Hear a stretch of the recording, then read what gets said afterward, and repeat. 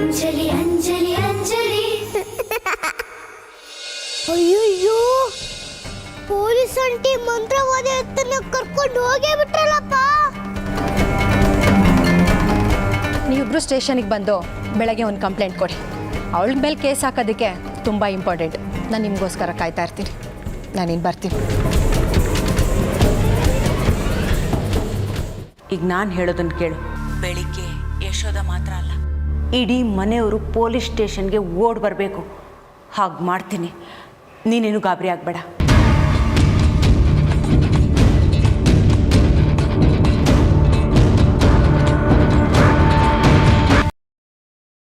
ಅಮ್ಮ, ಅತ್ತೆ ಜೈಲಲ್ಲೇ ಇರೋದು ಬೇಡ. ಅವ್ಳನ್ನ ವಾಪಸ್ ಕರ್ಕೊಂಡು ಬಂದ್ಬಿಡು. ಆದ್ರೆ ತಮ್ಮಂಗೆ ಸಾರಿ ಕೇಳಬೇಕು ಅಂತ ಮಾತ್ರ ಹೇಳು. ಸರಿ ಪುಟ್ಟ, ನೀನು ಇಷ್ಟದಂತನೇ ಆಗಲಿ. ನಾನು ಬೆಳಗ್ಗೆನೆ ಹೋಗಿ ಮಂತ್ರವಾದಿ ಅದನ್ನು ಬಿಡಿಸ್ಕೊಂಡು ಬರ್ತೀನಿ. ಅಲ್ಲಿ ತನಕ ನೀನೇ ಕಿಶೋರ್ನ ಹುಷಾರಾಗಿ ನೋಡ್ಕೋಬೇಕು, ಆಯ್ತಾ? ನೀನು ಏನೂ ಯೋಚನೆ ಮಾಡಬೇಡ ಅಮ್ಮ. ನಾನು ತಮ್ಮನ ಜೊತೆನೇ ಇರ್ತೀನಿ, ಓಕೆನಾ?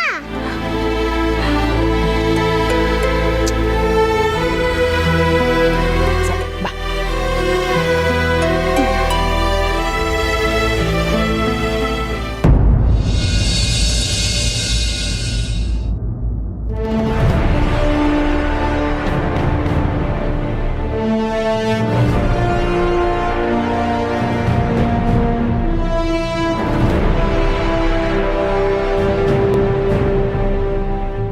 ಯಶೋದ, ಏನು ತೀರ್ಮಾನ ತಗೊಂಡೆ?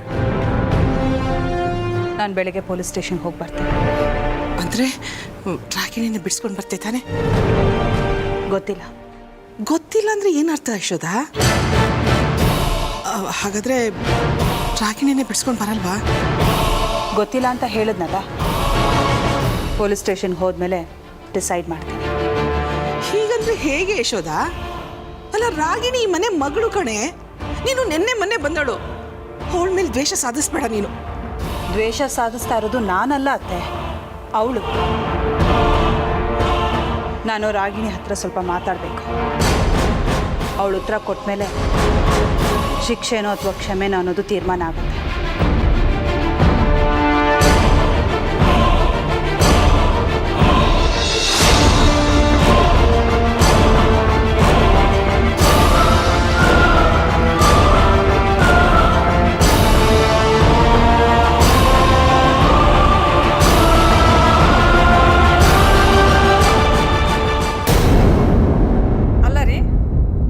ಯಶೋದೆ ರಾಗಿಣಿನ ಪೊಲೀಸ್ ಸ್ಟೇಷನಿಂದ ಯಾಕ್ರೆ ಬಿಡಿಸ್ಬೇಕು? ಸ್ವಲ್ಪ ದಿನ ಅವಳು ಅಲ್ಲೇ ಕೊಳಿಬೇಕು. ಯಾವುದೇ ಕಾರಣಕ್ಕೂ ಅವಳು ಆಚೆ ಬರಲೇಬಾರದು. ಏ ಭಾಮಿನಿ, ಈ ವಿಷಯದಲ್ಲಿ ಎಂಥ ದ್ವೇಷ ಅಲ್ಲ ಕಣೆ. ಯಾರೇ ಪೊಲೀಸ್ ಸ್ಟೇಷನ್ಗೆ ಹೋದ್ರು ನಮ್ಮನೆ ಮರ್ಯಾದೆನೇ ಅಲ್ವಾ ಬೀದಿ ಪಾಲಾಗೋದು? ನಮ್ಮ ಮಾನ ಮರ್ಯಾದೆಲ್ಲ ಬೀದಿ ಪಾಲಾಗತ್ತೆ ಅಂತ ಯೋಚನೆ ಮಾಡ್ತಾ ಕೂತ್ಕೊಂಡ್ರೆ ಆ ಮುದುಕಿ ಆಸ್ತಿ ಕಂಡವ್ರ ಪಾಲಾಗತ್ತೆ. ಆಮೇಲೆ ನಾನು ನೀವಿಬ್ಬರು ಬೀದಿ ಪಾಲಾಗಬೇಕಾಗತ್ತೆ ಅಷ್ಟೇ. ಏನು ನಿನ್ನ ಮಾತಿನ ಅರ್ಥ? ನಾವೇ ಬೀದಿ ಪಾಲಾಗ್ತೀವಿ ರೀ? ಅವಳೇನಾದರೂ ಆಚೆ ಬಂದರೆ ಅವಳು ಅವರಮ್ಮ ಇಬ್ಬರು ಸೇರಿಕೊಂಡು ಏನಾದರೂ ಕಿತಾಪತಿ ಮಾಡಿ ಮುದುಕಿ ಆಸ್ತಿನ ಹೊಡಿತಾರೆ. ಅದಕ್ಕೆ ಇನ್ನಷ್ಟು ದಿನ ಅವಳು ಅಲ್ಲೇ ಕೊಳಿಲಿ.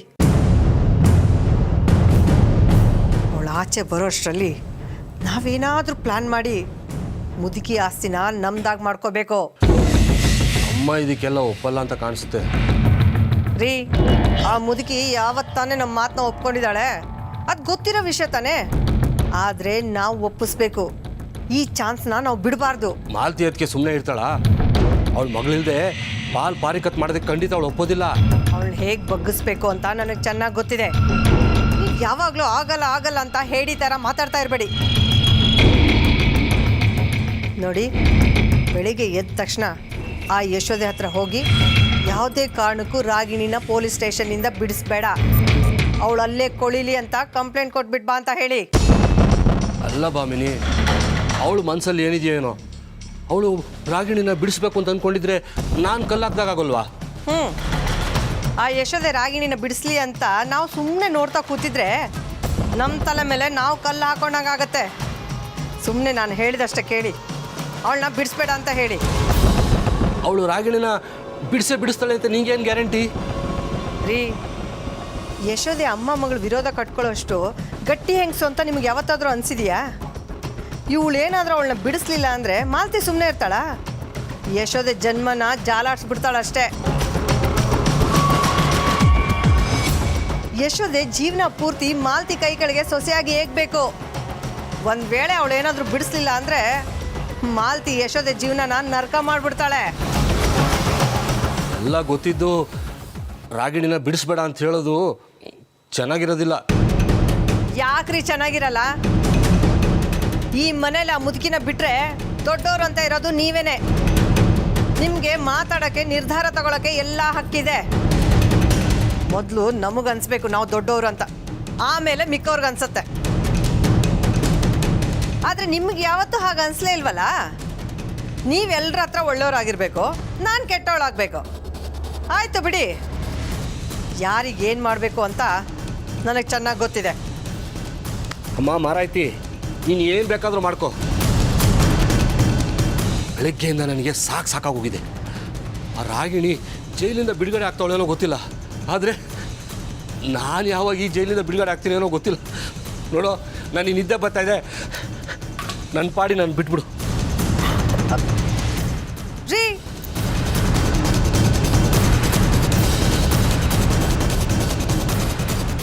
ಇಲ್ಲ, ಆ ಯಶೋದೆ ನಾಳೆ ಸ್ಟೇಷನ್ಗೆ ಹೋಗಬಾರ್ದು. ರಾಗಿಣಿನ ಬಿಡಿಸ್ಬಾರ್ದು. ಅದಕ್ಕೇನಾದರೂ ಎಡವಟ್ಟು ಮಾಡಲೇಬೇಕಲ್ಲ.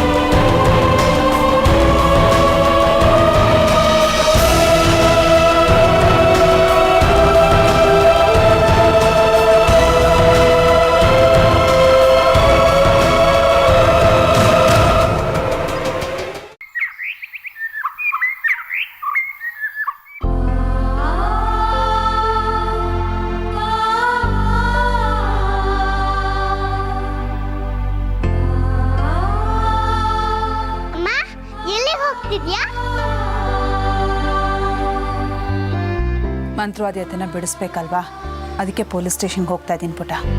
ಅಮ್ಮ, ಕಿಶೋರ್ ಅಪ್ಪನೂ ಬರ್ತಾರಾ? ಇಲ್ಲ ಪುಟ, ಅವ್ರಿಗೇನೋ ಮುಖ್ಯವಾದ ಕೆಲಸ ಇದೆಯಂತೆ, ಆಫೀಸ್ ಹೋಗ್ತಾ ಇದ್ದಾರೆ. ಅಮ್ಮ, ನಾನು ಬರ್ಲಾ? ಬೇಡ ಕಂದ, ನಾನು ಹೋಗಿ ಬೇಗ ಬಂದ್ಬಿಡ್ತೀನಿ.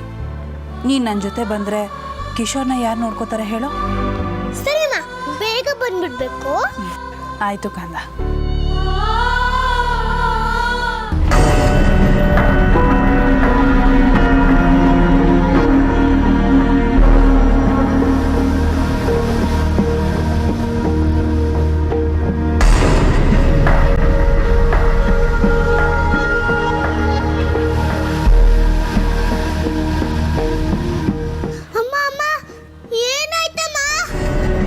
ಯಾಕೋ ತಲೆ ಸುತ್ತಾ ಇದೆ ಪುಟ.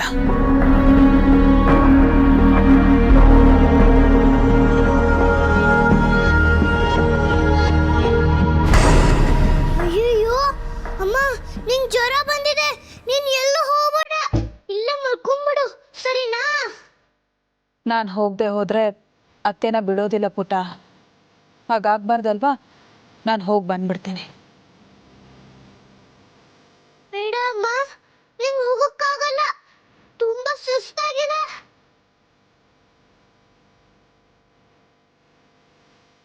ನನ್ನ ಮೇಲೆ ನಿನ್ಗೆ ಎಷ್ಟೊಂದು ಅಕ್ರೆ ಬಂಗಾರ. ನನಗೇನೂ ಆಗೋದಿಲ್ಲ. ನಾನು ಹೋಗಿ ಬೇಗ ಬಂದ್ಬಿಡ್ತೀನಿ. ಹುಷಾರು. ಆಯಿತು.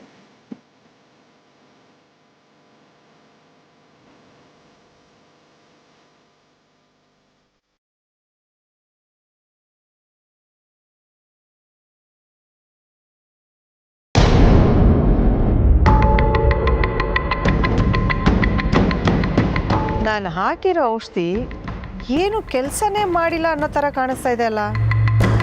ರಾತ್ರಿ ನಾನು ಹಾಕಿರೋ ಔಷಧಿಗೆ ಇವಳು ಮೇಲೇ ಹೇಳ್ಬಾರ್ದಿತ್ತು. ಇವಳು ನೋಡಿದ್ರೆ ಎದ್ದು ಹೋಗ್ತಾ ಇದ್ದಾಳಲ್ಲ. ಏನಪ್ಪ ಮಾಡೋದು? ಇವಳೇನಾದರೂ ಹೋಗಿ ಆ ರಾಗಿಣಿನ ಬಿಡಿಸ್ಕೊಂಡು ಬಂದೇ ಬಿಟ್ರೆ ಅಲ್ಲಿಗೆ ನಾನು ಮಾಡಿರೋ ಪ್ಲಾನೆಲ್ಲ ಉಲ್ಟಾನೆ. ಬರೀ ಆಕಾಶಕ್ಕೆ ಏಣಿ ಹಾಕ್ದಾಗಾಯ್ತಷ್ಟೆ.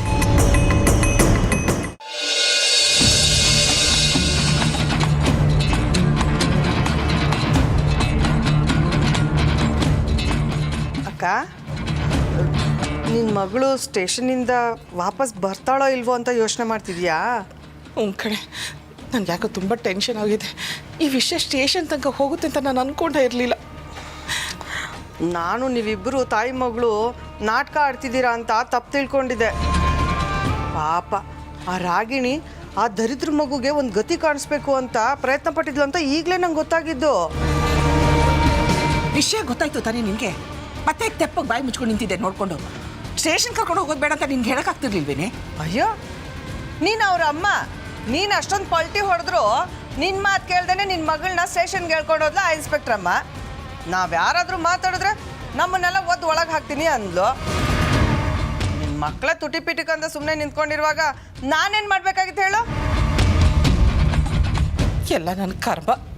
ಇನ್ನೂ ಏನೇನು ನೋಡಬೇಕು ನನ್ನ ಕಣ್ಣಿಂದ. ದೇವ್ರೆ, ಆದಷ್ಟು ಬೇಗ ನನ್ನ ಮಗಳ ಮನೆಗೆ ವಾಪಸ್ ಬಂದ್ಬಿಟ್ರೆ ಅಷ್ಟೇ ಸಾಕಪ್ಪ. ನಿನಗೆಲ್ಲ ಭ್ರಮೆ. ನಿನ್ನ ಮಗಳಂತೂ ಖಂಡಿತ ಸ್ಟೇಷನಿಂದ ವಾಪಸ್ ಬರಲ್ಲ ಬಿಡು. ದರಿದ್ರ ಬಾಯಿ, ಯಾಕೆ ಕೆಟ್ಟ ಬಾಯಿನಲ್ಲಿ ಏನೇನೋ ಮಾತಾಡ್ತೀನಿ ನೀನು? ಬಾಯಿ ಮುಚ್ಕೊಂಡು ನಿಂತ್ಕೋ. ನನ್ನ ಮಗಳು ಖಂಡಿತವಾಗ್ಲೂ ವಾಪಸ್ ಬಂದೇ ಬರ್ತಾಳೆ. ಅಯ್ಯ, ನನ್ನ ಮೇಲೆ ಯಾಕೆ ಎಗರಾಡ್ತೀಯ ನೀನು? ಇದ್ದಿದ್ದನ್ನು ಇದ್ದಾಗ ಹೇಳಿದ್ರೆ ಎದ್ದು ಬಂದು ಎದೆಗೆ ಹೋದ್ರಂತೆ, ಹಂಗಾಯ್ತು. ಮತ್ತೇನೇ ಮಾಡೋಕ್ಕಾಗುತ್ತೆ? ಮಗಳು ಜೈಲಿಗೆ ಹೋಗ್ತಾಳೆ ಅಂದರೆ ಖುಷಿ ಪಡೋಕ್ಕಾಗುತ್ತಾ? ನನಗೆ ನಿನ್ನ ನೋವು ಅರ್ಥ ಆಗುತ್ತೆ ಅಕ್ಕ. ನೀನು ನಿನ್ನ ಮಗಳ ವ್ಯಾಮೋಹದಿಂದ ಹೀಗೆಲ್ಲ ಮಾಡ್ತಿದ್ಯಾ. ಆದರೆ ಸ್ವಲ್ಪ ಭ್ರಮೆಯಿಂದ ಹೊರಗಡೆ ಬಂದು ಯೋಚನೆ ಮಾಡು. ಆ ಮಗು ವಿಷಯಕ್ಕೆ ನೀನು ನಿನ್ನ ಮಗಳು ಯಶೋದೆಗೆ ಎಷ್ಟೊಂದು ಕಾಟ ಕೊಟ್ಟಿದ್ದೀರಾ. ಅವಳಿಗೆ ತಲೆ ಕೆಟ್ಟವಳು ಅಂತ ಹುಚ್ಚಿ ಪಟ್ಟ ಕಟ್ಟಿ ಎಲ್ಲರೂ ನಗೋ ಹಾಗೆ ಮಾಡಿದ್ರಿ. ಈಗ ಅವಳ ಮಗುನ ಹೊರಗಡೆ ಬಿಸಾಕ್ ಬರೋ ಪಿತೂರಿ ಬೇರೆ ಮಾಡಿದ್ದೀರಾ. ರಾಗಿಣಿ ಇದ್ರಲ್ಲಿ ಸಿಕ್ಕಾಕೊಂಡ್ಬಿದ್ದಾಳೆ. ಇಂಥ ಅವಕಾಶನ ಯಶೋದೆ ಬಿಟ್ಬಿಡ್ತಾಳಾ? ಮೊದಲೇ ಅವಳು ನಿಮ್ಮಿಬ್ಬರು ಮಧ್ಯೆ ಸೇಡ್ ತೀರಿಸ್ಕೋಬೇಕು ಅಂತ ಕಾಯ್ತಾ ಇದ್ಲು.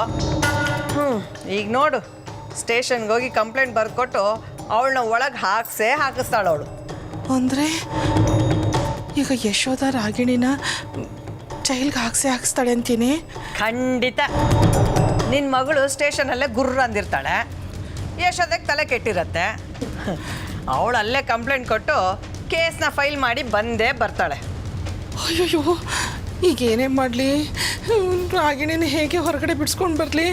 ಗಂಡು ಮಕ್ಕಳನ್ನ ಬೇರೆ ಎದುರಾಕೊಂಬಿಟ್ಟಿದ್ದೀನಿ. ಈಗ ಇವಳು ಜೈಲು ಸೇರ್ಕೊಂಡ್ಬಿಟ್ರೆ ಆಮೇಲೆ ಅಷ್ಟೇ ಎಲ್ಲರೂ ಸೇರ್ಕೊಂಡು ನನ್ನ ಫುಟ್ಬಾಲ್ ಆಡ್ಬಿಡ್ತಾರೆ. ನಿನ್ನ ಮಗಳು ವಾಪಸ್ ಬರಲೇಬಾರ್ದು. ಅಲ್ಲೇ ಜೈಲಲ್ಲಿ ಬಿದ್ದು ಕೊಳಿಬೇಕು. ನೀನು ನಿನ್ನ ಮಗಳ ನೆನಪಲ್ಲೇ ಕೊರ್ಗಿ ಸಾಯ್ಬೇಕು. ಆಗಲೇ ಈ ಮುದುಕಿ ಆಸ್ತಿನ ದಕ್ಕಿಸ್ಕೊಳ್ಳೋದು ನನಗೆ ಹೂವು ಎತ್ತಿದಷ್ಟು ಸಲೀಸಾಗತ್ತೆ.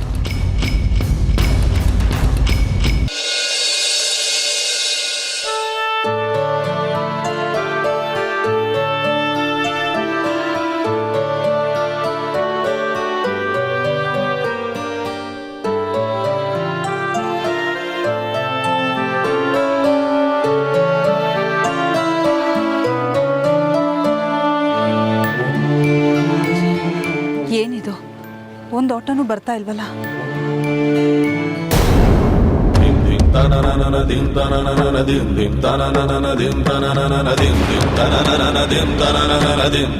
ತುಂಬಾ ಸುಸ್ತಾಗ್ತಿದ್ಯಲ್ಲ.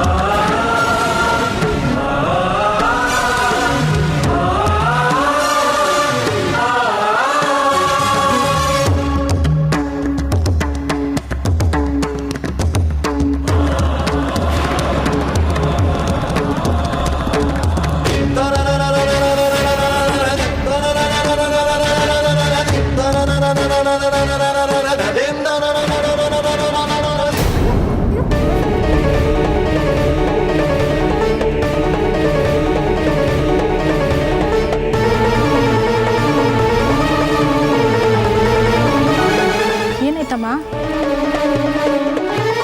ಒಂದು ನಿಮಿಷ ನೀರು ತರ್ತೀನಿ.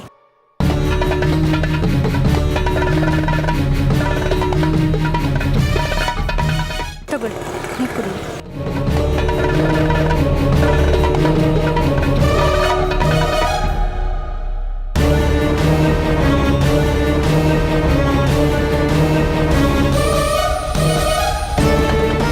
ನಿಮ್ಮ ಆರೋಗ್ಯ ಸರಿ ಇಲ್ಲ ಅನಿಸುತ್ತೆ. ನಿಮ್ಮ ಮನೆಯಲ್ಲಿರೋದಮ್ಮ? ಇಲ್ಲ, ಪಕ್ಕದಲ್ಲೇನೆ. ಸರಿ ಬನ್ನಿ, ನಾನು ಬಿಡ್ತೀನಿ. ಪರವಾಗಿಲ್ಲ, ನಾ ಹೋಗ್ತೇನೆ. ಪರವಾಗಿಲ್ಲ, ಬನ್ನಿ, ನಾನು ಬಿಡ್ತೀನಿ. ಅಮ್ಮ, ಒಂಚೂರು ಅಂಗಡಿ ನೋಡ್ಕೊಳಮ್ಮ. ಬನ್ನಿ.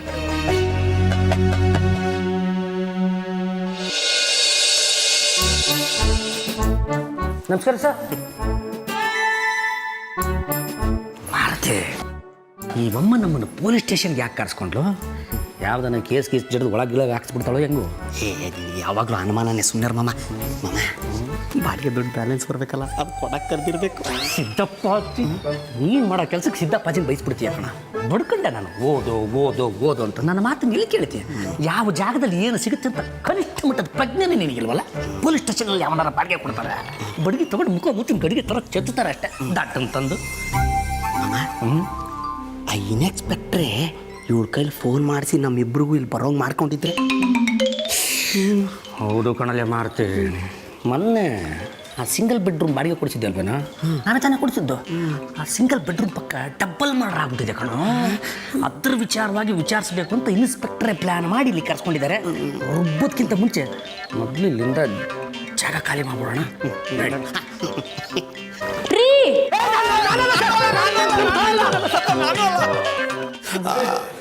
ಯಾರೋ ಕರೆದ್ರಲ್ಲ.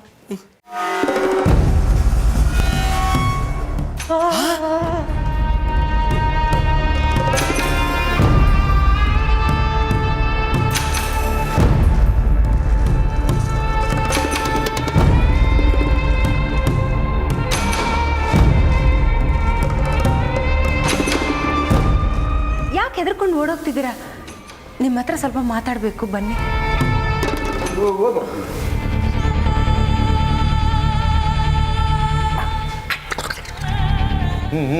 ಜಲ್ದಿ ಹೋಗಿ ಮುಗಿಸಿ. ಏನು ಮೇಡಮ್ ಇದು? ನನ್ನ ಕಣ್ಣನ್ನು ನಾನೇ ನಂಬಕ್ಕಾಗ್ತಾ ಇಲ್ಲ. ಅಲ್ಲ, ನೀವು ಯಾರು? ನೀವು ರ್ಯಾಂಪ್ ಮೇಲೆ ಡಯಾಸ್ ಮೇಲೆ ಲಕ ಲಕ ಲಕ ಲಕ ಅಂತ ಓಡಾಡ್ಕೊಂಡಿರ್ಬೇಕಾದವರು ಅಂಥವ್ರು ನೀವೇ ಕಂಬಿಯಿಂದ ನಿಂತ್ಕೊಂಡು ನಮ್ಮನ್ನ ಮಿಕ್ಮಿಕ ಅಂತ ನೋಡ್ತಾ ಇದ್ದೀರಲ್ಲ. ಅಲ್ಲ ಮೇಡಮ್, ರಾಜ್ಯ ಆಳಬೇಕಾದವ್ರು ತಾವೇ ಕಂಬಿ ಹಿಂದ್ಗಡೆ ಮುದ್ದೆ ನುಂಗ್ಕೊಂಡು ರೊಟ್ಟಿ ಕಡ್ಕೊಂಡಿದ್ದು ಬಿಟ್ರೆ ಹೆಂಗೆ ಅಂತ. ಏನು ಮಾಡೋದು? ಎಲ್ಲ ನೀವು ಆ ಮನೇಲಿ ಸಾಕೊಂಡಿದ್ದೀರಲ್ಲ, ಆ ಭೂತದ ಮಹಿಮೆ.